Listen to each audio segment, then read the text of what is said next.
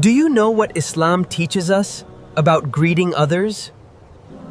Many people pass each other without even saying Salam. But in Islam, we are taught something beautiful. Assalamu alaikum. Wa alaikum assalam.